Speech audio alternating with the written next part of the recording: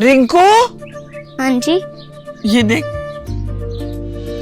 आगे तो चले। सत श्री अकाल बीजी। सत श्री अकाल पुत्र। अब साफ दिखाई दे रहा है बीजी। बहुत साफ दिखाई दे रहा है। बीजी इतने टाइम बाद नए चश्मे बनवा ही लिए। किसी अपने ने पैसे भेजे और हर महीने पैसे भेजेंगे। वाह। फोना ते टू होਊਗੀ ਤੁਹਾਡੇ 1 ਤਰੀਕ ਤੋਂ ਬਾਅਦ।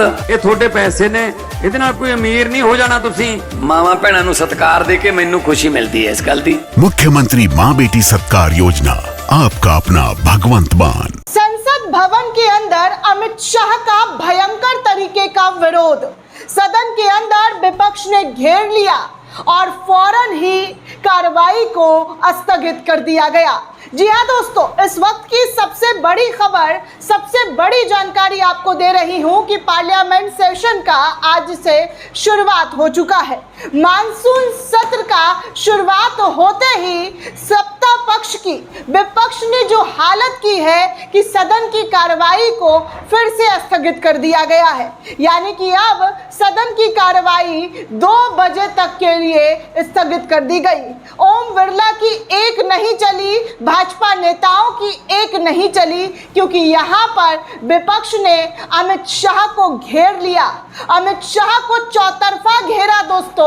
अब उनके पास सिर्फ एक रास्ता है, छात्रों पर हुई बर्बरता का जवाब हर हाल में देना ही पड़ेगा। दोस्तों, सड़क से लेकर सदन तक पिछले 1 हफ्ते में आपने क्या देखा, ये इस देश में बच्चा बच्चा जान रहा है। 1 हफ्ते के अंदर जब छात्रों ने सड़कों पर विरोध किया तो धर्मेंद्र प्रधान का इस्तीफा हुआ, लेकिन भाजपा के लोगों की बेशर्मी भी हैट्स ऑफ है, क्योंकि यहाँ धर्मेंद्र प्रधान के इस्तीफे के बाद आज भाजपाइयों के जरिए धर्मेंद्र प्रधान का नारा लगाया गया, स्वागत सत्कार किया गया पार्लियामेंट हाउस के बाहर। लेकिन पार्लियामेंट हाउस के अंदर जो हुआ वो एक बार फिर से विपक्ष को के जरिए जो किया गया और जिस तरीके से सत्ता पक्ष को घेरा गया वो शायद सत्ता पक्ष कभी भूल नहीं पाएगा। और सुप्रीम कोर्ट में क्या मामला पहुंचा और सुप्रीम कोर्ट के क्या बयान आए हैं इस पूरे मामले को लेकर, वो भी आपको दिखाऊंगी। लेकिन सबसे पहले दोस्तों आपको बता दूं तो इस वक्त पेपर लीक से जुड़ा हुआ मुद्दा देश भर में हर एक किसी के जुबान पर है। आज लोकसभा में केंद्रीय मंत्री जितेंद्र सिंह ने एक बिल पेश किया। जी हाँ, पेपर लीक से जुड़ा परीक्षा संशोधन बिल सोमवार को लोकसभा में केंद्रीय मंत्री जितेंद्र सिंह के जरिए पेश किया गया। इस दौरान ध्वनि मत से पेश करने के लिए वोटिंग कराई गई, लेकिन यहाँ भाजपा अपने अहंकार को सबसे आगे रखती है। कहा जा रहा है कि इसी बीच मोदी शाह छात्रों से माफ़ी मांगो के नारे संसद के अंदर विपक्ष के जरिए लगाने शुरू कर दिए गए। इसके बाद लोकसभा की कार्रवाई को 2 बजे तक के लिए स्थगित कर दिया गया। शाह जो है संसद भवन के अंदर आ तक नहीं पा रहे हैं। डर और खौफ इस कदर विपक्ष का बना हुआ है। कहा जा रहा है कि विपक्ष उनको लगातार घेरने की कोशिश कर रही है, जैसे प्रधानमंत्री नरेंद्र मोदी को घेरने की कोशिश की जा रही है, जवाबदेही तय करने की बात की जा रही है, वैसे ही अमित शाह के जरिए, उसके पुलिस के जरिए जो बर्बरता छात्रों पर की गई है उसको लेकर अब सत्ता पक्ष डट कर खड़ा हो गया है। दोस्तों आपको बता दूं कि सुबह 11 बजे भी, जी हाँ 11 बजे भी कार्रवाई शुरू हुई थी और मात्र 5 मिनट में ओम बिरला को कुर्सी छोड़ना पड़ा और दोनों सदन की कार्रवाई को स्थगित करना पड़ा। उधर पूर्व शिक्षा मंत्री धर्मेंद्र प्रधान के इस्तीफे के बाद जब वो पहली बार संसद भवन पहुंचे तो एनडीए के सांसदों ने उन्हें शॉल और मिथिला पाग पहनाकर सम्मानित किया और संसद भवन के अंदर उनका नारे के साथ जो है स्वागत करते हुए नजर आए। प्रधान ने नीट पेपर लीक विवाद के 25 जुलाई को दोस्तों, जैसा कि आप सभी को पता है, इस्तीफा दिया और दूसरी तरफ आज 10:30 बजे से ही संसद के मकर द्वार से लेकर तमाम जगहों पर विपक्ष का प्रदर्शन हो रहा है। कांग्रेस सहित अन्य विपक्षी पार्टी सरकार को नीट पेपर लीक परीक्षा में जिस तरीके से छात्रों पर कार्रवाई की गई, उनको मारा पीटा जा रहा है, इसको लेकर लगातार जवाब मांगा जा रहा है और जवाबदेही तय करने की बात की जा रही है। लोकतंत्र को लेकर सीधे तौर पर कहा जा रहा है कि वोट चोरी, पेपर चोरी, शिक्षा चोरी, व्यवस्था चोरी, ऐसे तमाम पोस्टर बैनर जो है संसद भवन के बाहर जो है विपक्ष के जरिए लगाया गया।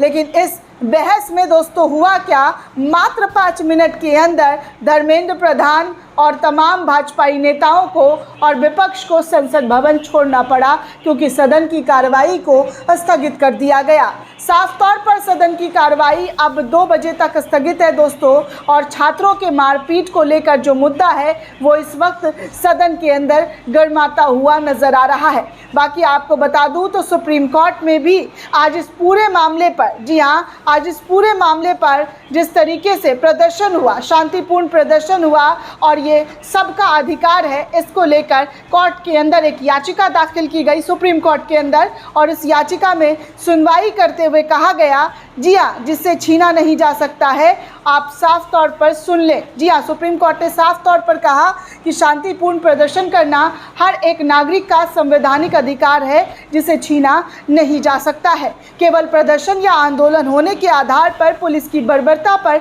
सख्ती को सही नहीं ठहराया जा सकता है। यानी कि कोर्ट का डंडा भी अब चलना शुरू हो चुका है।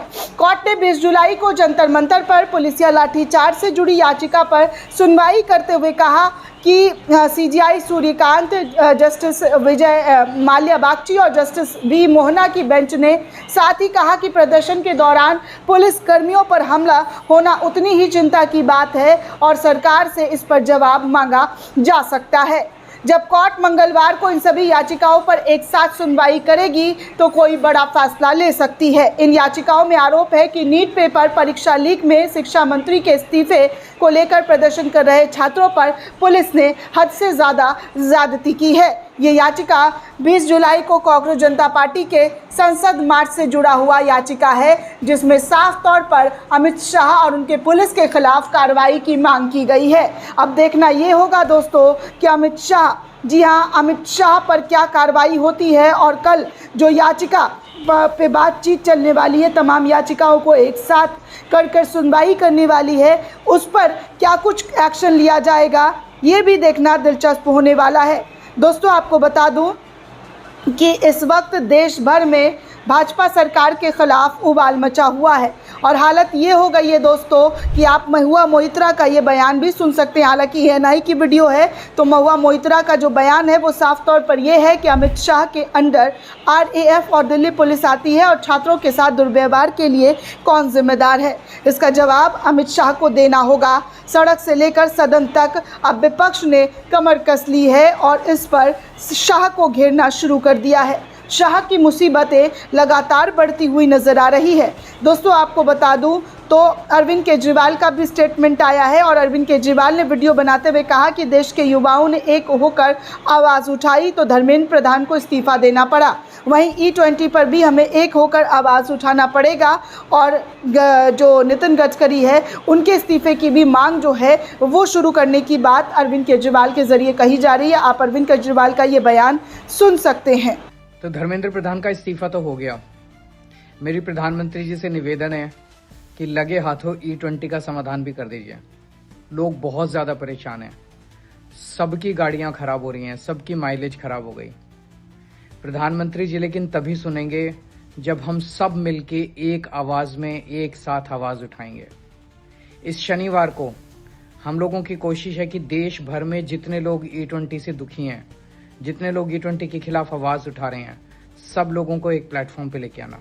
बाकी मैं पिछले 1 महीने से जंतर मंतर पर मुफ्त में खाना खिलाने वाले मोहम्मद जुनैद के साथ, उनके परिवार वालों के साथ क्या कुछ हुआ है, जुनैद का दर्द आप साफ तौर पर इस वीडियो में सुन सकते हैं। मुसलमान होना कितना गुनाह है, मुफ्त में खाना खिलाना कितना गुनाह है, और आज जिन प्रदर्शनकारियों के लिए जुनैद ने अपना पूरा घर परिवार झोंक दिया, आज वही उनका साथ देते हुए नज़र नहीं आ रहे हैं। क्या कुछ जुनैद का दर्द नज़र आ रहा है इस वीडियो में, साफ तौर पर आप सुन सकते हैं। सुनिए ये वीडियो। सर क्या सीजेपी आपको सपोर्ट कर रही है? अभी करना चाहिए उन्हें सपोर्ट, हम उनके साथ दिए हैं, लगातार उनके साथ संघर्ष किया है, तो लीगल टीम काम कर रही है उनकी। और रत्ना जी का फ़ोन भी आया था मुझे एक दो बार, लेकिन और इसमें विशेष रूप से ध्यान देना चाहिए, एक पूरी लीगल टीम बननी चाहिए और इसमें पूरा एक्शन होना चाहिए, हम ये चाहते हैं। सुना दोस्तों, वहीं दोस्तों दूसरी तरफ धर्मेंद्र प्रधान के इस्तीफे के बाद जौहर यूनिवर्सिटी को बचाने के लिए छात्रों का बड़ा प्रदर्शन एक बार फिर से जौहर यूनिवर्सिटी की तरफ कूच करता हुआ नजर आ रहा है।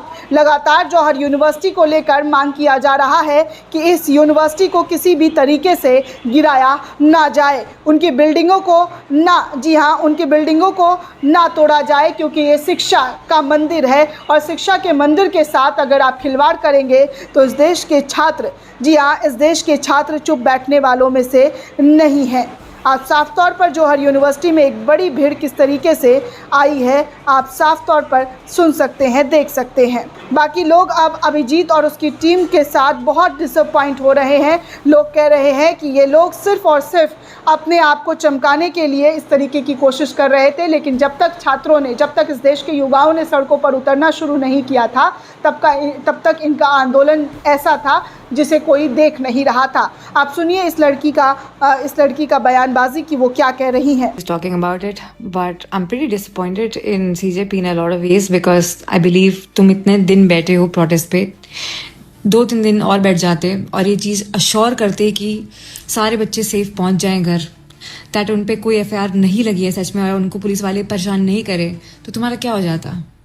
इतने दिन बैठे थे ना, तो क्या हो जाता अगर 2 दिन और रुक जाते और ये अश्योर कर देते कि जो चीज़ों में तुम्हें प्रॉमिस की गई हैं वो एक्चुअली फुलफिल हो रही हैं। सुना दोस्तों, ये क्या और किस तरीके से चीज़ें हो रही है आपके सामने है। जुनैद से लेकर कई लोगों का अब बयान सामने आने लगा है कि किस तरीके से जुनैद के साथ जो हुआ बाकी और लोगों के साथ भी हुआ है। बाकी दोस्तों इस वक्त सड़क से लेकर सदन तक कांग्रेस और विपक्षी दलों के ज़रिए किस तरीके से सरकार को घेरा जा रहा है आपको तमाम तस्वीरों के माध्यम से हम दिखा चुके हैं। चाहे वो प्रियंका गांधी का स्टेटमेंट हो, प्रियंका गांधी कह रही हैं कि बिहार और पश्चिम बंगाल में छात्रों पर FIR किया जा रहा है। मैंने ये भी सुना है कि जहां लड़कियां प्रोटेस्ट में गई थी उनके घर पर फ़ोन करके उनके परिवार वालों को धमकाया जा रहा है, बच्चों के ऊपर पैलेट गन और तो और किस तरीके से AK-47 चलाया गया है, जो साफ तौर पर, जी हाँ, दर्शाता है कि छात्रों के साथ आतंकवादियों जैसा विरोध किया जा रहा है, आतंकवादियों जैसा सुलूक किया जा रहा है। वो छात्र हैं इस देश के, आतंकवादी नहीं। आप ये भी देख सकते हैं दोस्तों गृह मंत्री अमित शाह को लेकर सदन के अंदर क्या कुछ हुआ है। दरअसल दोस्तों सदन सर्वोच्च है और देश में जो कुछ भी घटता है उसके बारे में बताना मंत्रिमंडल का जिम्मेदारी है, मंत्रिपरिषद की जिम्मेदारी है। मासूम छात्रों पर लाठी चलाई गई, लड़कियों से दुर्व्यवहार किया गया, ऐसे में सरकार की जवाबदेही बनती है और गृह मंत्री को जवाब देना होगा, जिसको लेकर कांग्रेस के नेताओं के जरिए भी लगातार सदन के अंदर आवाज़ उठाया जा रहा है। आप इन तमाम बातों में सुन सकते हैं। बाकी राहुल गांधी की ये वीडियो भी कांग्रेस के ज़रिए शेयर किया गया है कि किस तरीके से वो नरेंद्र मोदी से, देश के छात्रों से माफ़ी मांगने को कह रहे हैं और छात्रों की बर्बरता को लेकर एक्शन लेने की बात कर रहे हैं। ये तमाम वीडियो आप स्क्रीन पर राहुल गांधी की भी सुन सकते हैं। दोस्तों ये पूरी रिपोर्ट आपको कैसी लगी हमें कमेंट करके ज़रूर बताइएगा। साथ ही साथ चैनल को ज़्यादा से ज़्यादा लाइक, शेयर और सब्सक्राइब करना बिल्कुल भी ना भूलें। शुक्रिया दोस्तों।